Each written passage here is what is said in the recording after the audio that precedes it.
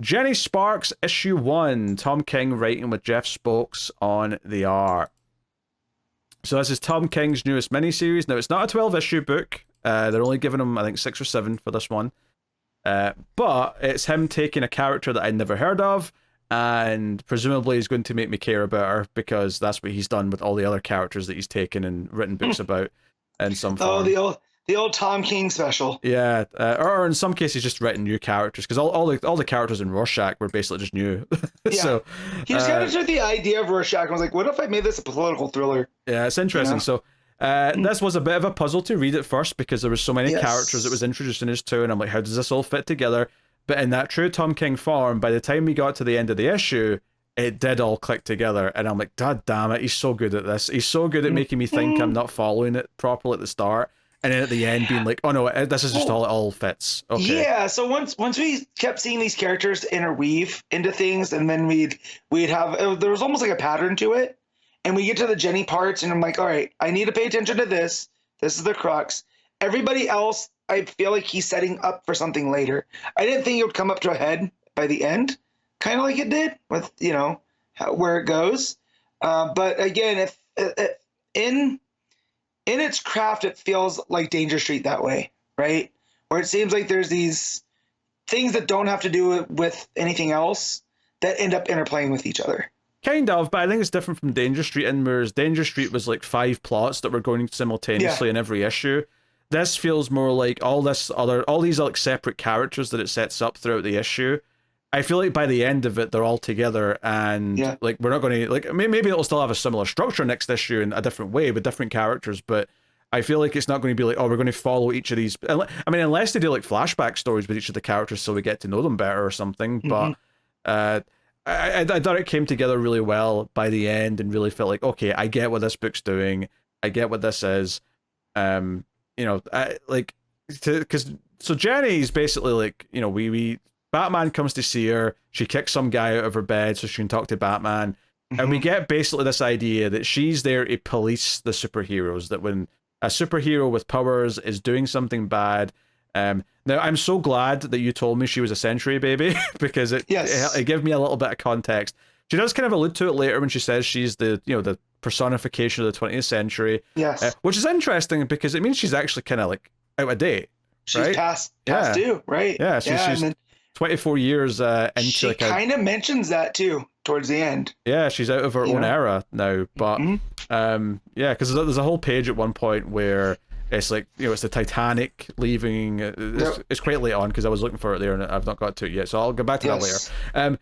But yeah, so it's like, okay, something's happened, something's going on, and Jenny's been called in, and she has a bit of a contentious relationship with the superheroes. She's very, I don't know, nonplussed when talking to Batman, shall we say? Yes. She does not care that it's, no. Like, she has this whole vibe. It's kind of Constantine-esque in that way, where you feel like she's just living her life regardless of all this, all the other superpowered people, and she's just there. And she's very acerbic about it. So I felt like that came through. Yeah. But the plot of this book is that Captain Atom has went bananas and is killing people. And he's also constantly turning between like his Captain Atom look and his human look, where he's just butt-ass naked. Yep, he is shifting. So he'll go from like naked to uniform to Captain Atom, back to uniform to, street clothes. And I'm also wondering if this is because Dr. Manhattan was based off of Captain Atom, right? Yeah, the whole Charleston aspect. So I'm wondering if this is a take on Dr. Manhattan, and that type of stuff.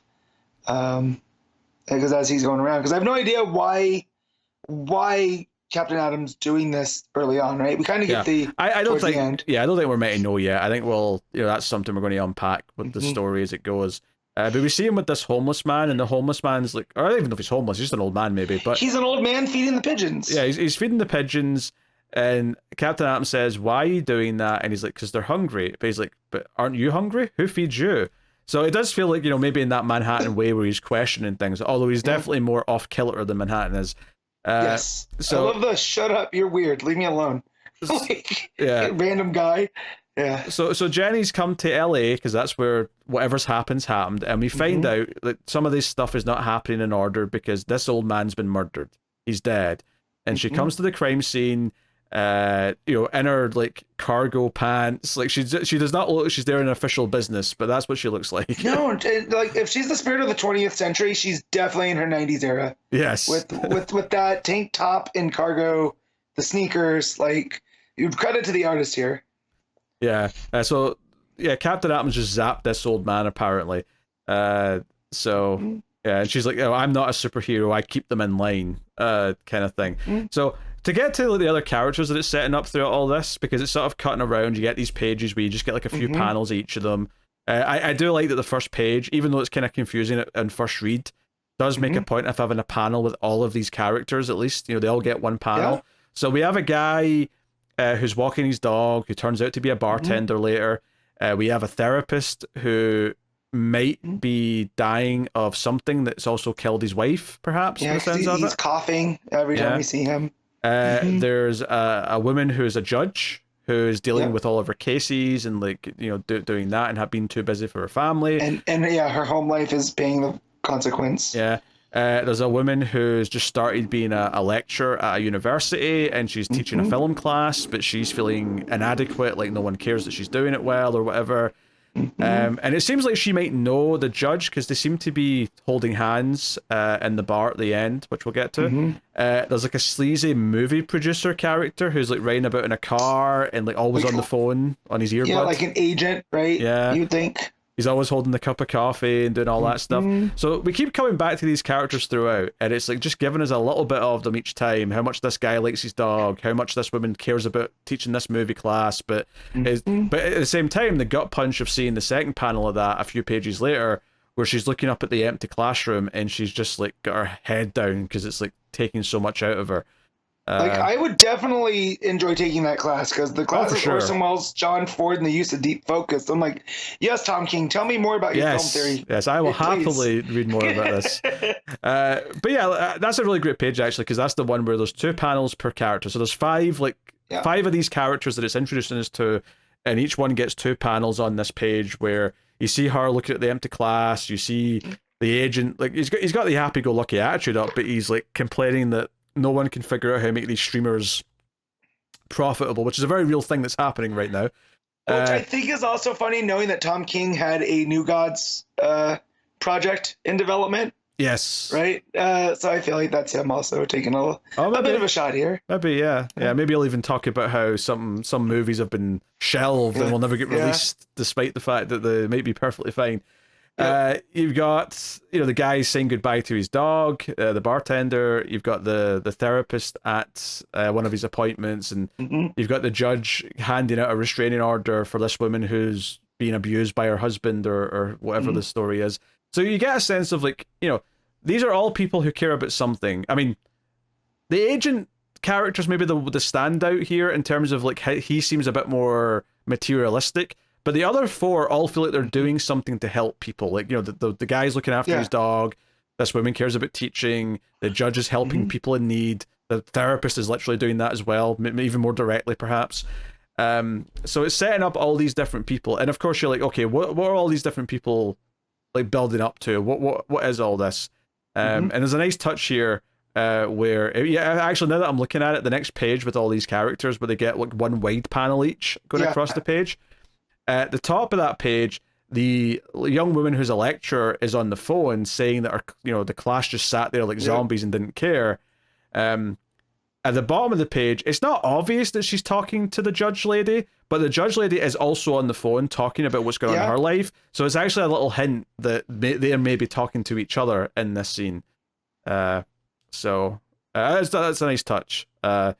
But yeah, so they've all got. Well, yeah, she says, "I know you told me not to text. I'm sorry."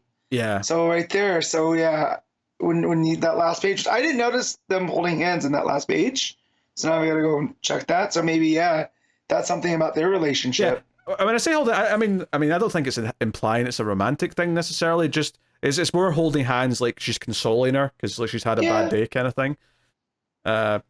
But who knows? Maybe it is going that way. We also see Captain Atom steps out in front of a military truck or maybe just a regular truck actually, and just crushes it with his powers. And this is where Jenny confronts him and basically says she's putting a stop to him. And Captain Atom's not that fussed about it, honestly. He's ready to just kind of deal with her. And Jenny seemingly, I mean, she punches him and strikes him with lightning, right? So it gives us a bit of an indication of what her powers are. But then she just kind of dies. Like, he gets up, it grabs her by the neck, and snaps her neck. Like, he's holding her up with one hand, snaps the neck. She's telling him to go F himself, but he kills her anyway. And it's like, she's lying there dead. And I'm like, well, that's a bold thing to do in issue 1 of her book. Yeah. Obviously, she's fine at the end. She shows up. Like, she's not dead. Like, that's clearly part of her power set, is that she can keep coming back. But it was a bold image to see in this first issue. I'll give them that. So, very nice. I'm a little bit annoyed because the second time you get another page with those characters and they've all got the wide panel again, the film professor character, she's in like a movie theater, and you can there's a couple of like bubbles of the dialogue coming from the movie, and I'm like, I'm annoyed that I don't know what that movie is instantly, because I'm sure it's an old movie where there's been a murder in San Francisco, and then someone says who was the murderer, or who was murdered, and the other character says I was. I'm like, I'm sure that's a classic movie, but it's not springing to mind. So that's Tom King putting in a favorite probably as an Easter egg. But so all of this is kind of riveting. It's actually after her apparent death, where you see like scenes of various things in the century. Some of them are real things like the Titanic and I think a concentration camp, and then there's like evil Superman with like heat vision. I'm going to assume that's something from Authority, because this is where she's from. Yeah, I would have to guess that. Yeah, that's my only guess. But yeah, no, it's cool. So basically, the reveal here towards the end, and I loved how this all came together, because you heard the movie producer guy or the agent say that he was going to a bar, and you also heard the two women on the phone say they were going to meet up somewhere. So at the end, this bartender character, who arguably has had the least plot of any of them, because once he went to work, he was just standing at the bar singing and cleaning glasses and stuff. Yeah. But you see the agent character go in, the old man, the therapist, goes in, and you see that the film professor's already in there, and the judge arrives outside, and I'm like, oh, they're all coalescing at this bar. And I was like, oh, that's cool. Taylor's bar, by the way. Do you think that's King played a little joke on Tom Taylor? Maybe. It's not King's bar, it's Taylor's bar. Yeah. I don't know, just a thought. Batman gets Jenny at the morgue, and he's like, yeah, she's 124 years old, but she's looking good for her age, apart from being dead. And then you see this great thing where all issue we've had these pages of the wide panels of all these other characters.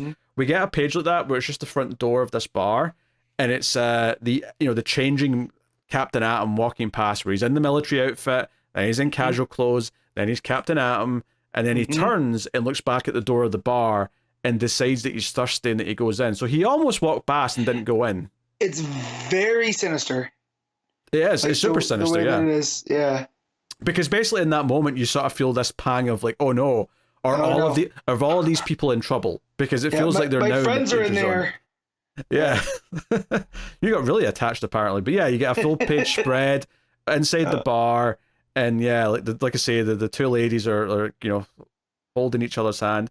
I mean, the film professor character might be a good bit younger than the other one. Is it possible that that's her daughter? Maybe. Because I don't think a judge is being that young. Like, she might be upper middle age kind of thing. And maybe that's why she said don't text, because I was at work. But she had a rough day. Because her first day didn't go as she wanted it. You know. I'd have to go back and look at like how they address each other and the few examples we get to see if there's a hint there. But the bartender's there. We see the agent at the bar. The two ladies are in the foreground, and the therapist is at the other table in the background. So they're all there. And Captain Atom and his civvies, it just looks super ominous at the door in shadow. So the last couple of pages is Jenny showing up to what is turned into a hostage situation. So we just immediately jump to there's police outside, and this one like nervous cop is coming back with a note from the door that says that he wants to be a god. Like, he wants people to admit that he's God, and and that references something he said to Jenny earlier on. But he's like, He wants to be God. He wants his family to be returned from the past. Because that's something else that comes up, and it's why he keeps turning into his military outfit, is that he brings up that he was in Vietnam, he came back, and he was seen as a villain for being a soldier in Vietnam. He's seen as a criminal. Yeah. And he goes, I wasn't a criminal. I was a soldier. I, did what I was told, but I didn't even do anything wrong, and they turned on me anyways. So he accepted the chance to be like the guinea pig for this experiment, and then, he became Captain Atom. So, he's like, do we have a response? And then that's when Jenny walks in from behind in the final page and says, tell him he doesn't even get the sandwich he asked for, because he also asked for a sandwich.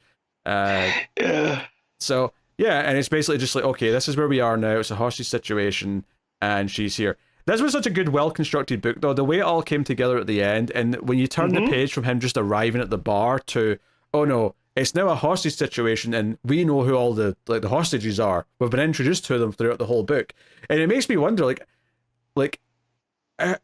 is this situation resolved by the end of issue 2, or is this entire arc going to play out over the course of a hostage situation? I actually don't know. Right. I have no idea what the pacing or structure of this book is. There more places to go after this, or is it all going to take place with this hostage situation being like the wraparound to it, if you will? Right. I don't know, but.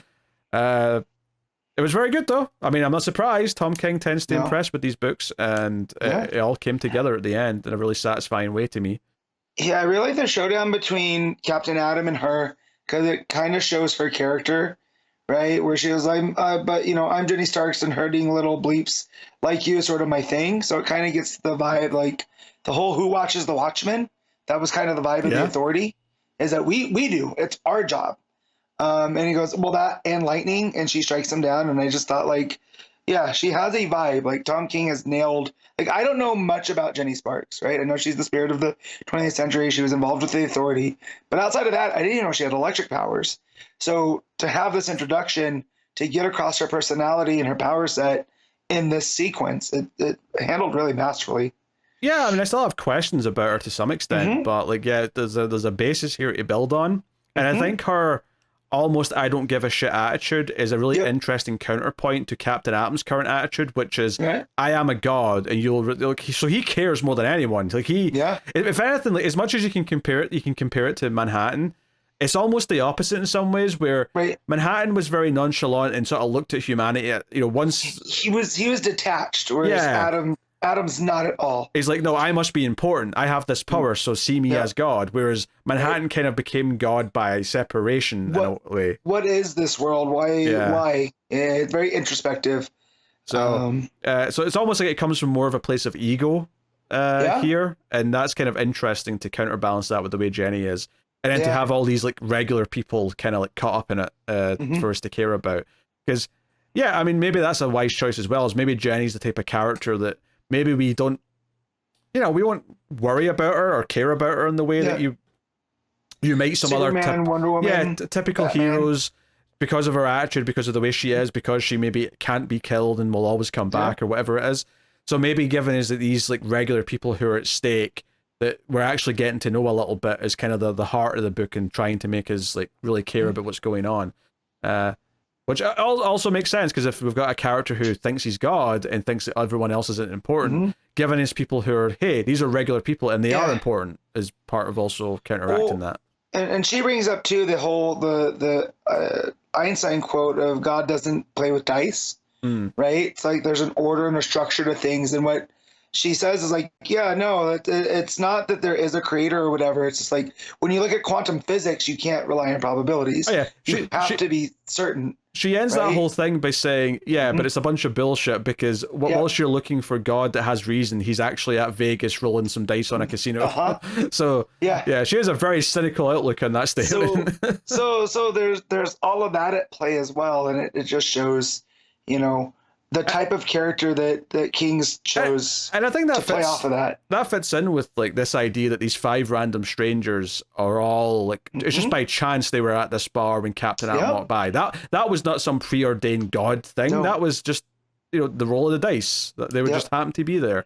Well, and then even Atom calls her blasphemous, with the way that she talks to him, because if he is a god and all this other stuff, and it just those dynamics are already here. Tom King really knows how to write the hell out of a first issue. You know, Yeah, because I mean, he's got us talking about themes. He's got us talking about like where we're going with like these characters. But also it's just like it's like a puzzle of an issue that all fits into place by the end, which is a really satisfying experience. For sure. So, no. So I got that movie that it's from, and it's not that old of a movie. Is it not? What movie is it? It's called DOA. It's from 1988, starring Dennis Quaid. Okay, I don't feel bad because I don't know it. I assumed it was like a noir from the 40s, so I am.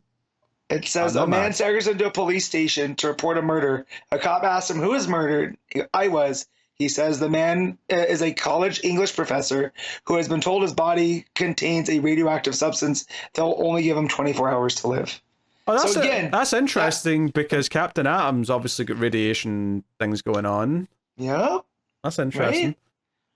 Right? That could be an interesting little thematic link. Once we get more of the story. Of course. So again, and that goes against the whole gambling stuff, right? Tom King put that quote in on for a reason, right? Well, I think it might tie into like what.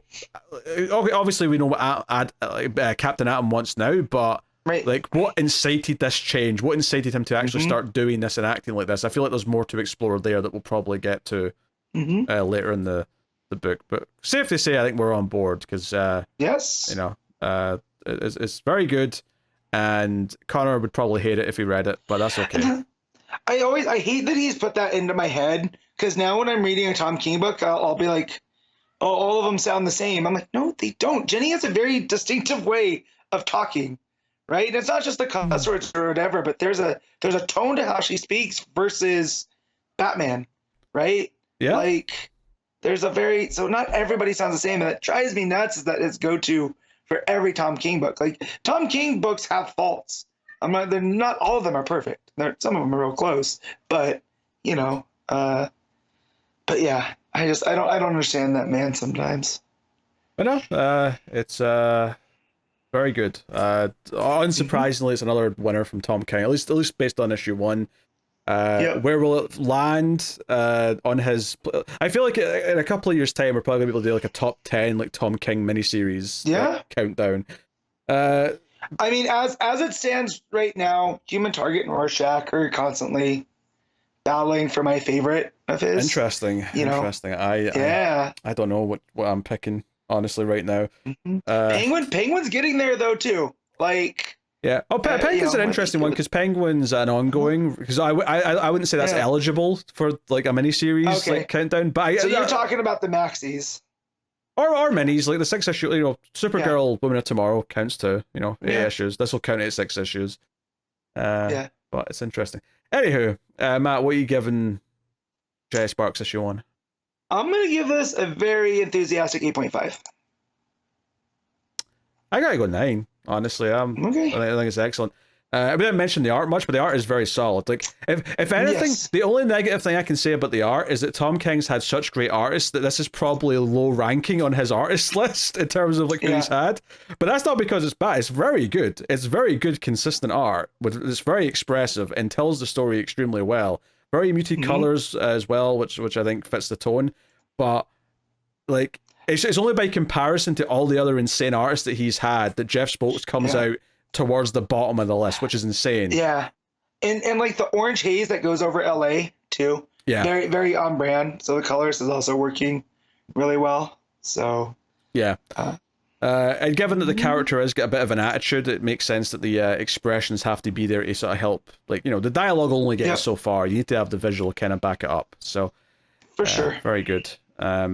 And the suspense is handled really well. Even just that bit towards the end where you've got that young rookie cop like walking back slowly, and like the other cop over the megaphones like saying, "Hey, just what left and right, one step at a time. You're okay." Like you can tell that this young cop's scared out of his mind because this Captain Atom could open the door and just zap him at any point. Like he's terrified. Like he's any safer when he's back behind the cop cars from Captain Atom. Like no.